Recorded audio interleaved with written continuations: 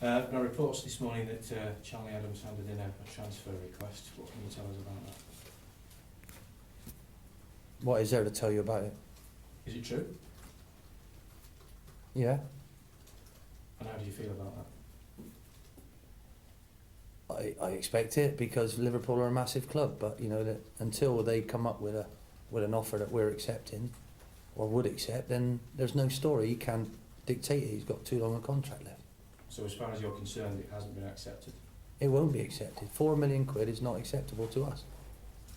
Have Liverpool come back with an improved offer? No, or? not at all.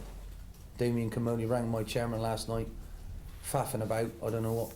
He didn't make any sense, as my chairman described to me. So you either make an offer that is acceptable or you go away. And, you know, I don't like this.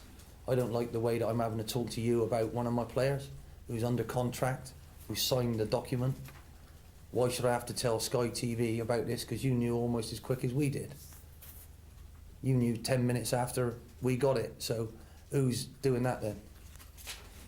You know, I suggest you go and get on with your business and we'll get on with ours. And if an amount of money came in that we want to sell Charlie for, we would do it.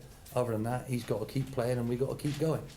And as I rate him, then I think they're mad not to actually buy him off us. I think he could replace Xabi Alonso, which they haven't done yet, with the greatest respect. Morelos is a good player, starting to play like he can, but they haven't got that passer. Charlie's their man. But maybe if I was a Liverpool manager, I know I'd have him in my team by now. I'd have bought him. And I'd have come up with the right amount of money because I believe in him that much. And all you hear is around the circuit, oh, I don't know about that for my first signing, or I'm not sure I can, does it look good enough? And if the player's good enough, then sign it. And that's what they should do. They know now that we won't accept that offer. He's got this year and next year. So either put up or shut up, and it's as simple as that.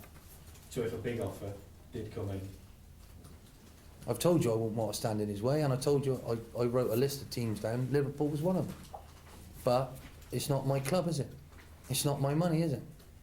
And if it's not handled correctly, my chairman won't. He'll dig his heels in, and I'll have a very unhappy player on my hands, and he won't care. How do you feel about the way Liverpool have gone about conducting their business? Because Kenny Dalglish said this morning that we'll try to adopt the Liverpool way, and certainly one of those ways is to be respectful to other clubs and be respectful to players of other clubs. Yeah, I think Kenny will. Yeah, I think Kenny will. And if my player looks at Liverpool and wants to play for them, he's got to look at the length of his contract, and if they haven't offered the right amount of money, he better play better and make sure that they do.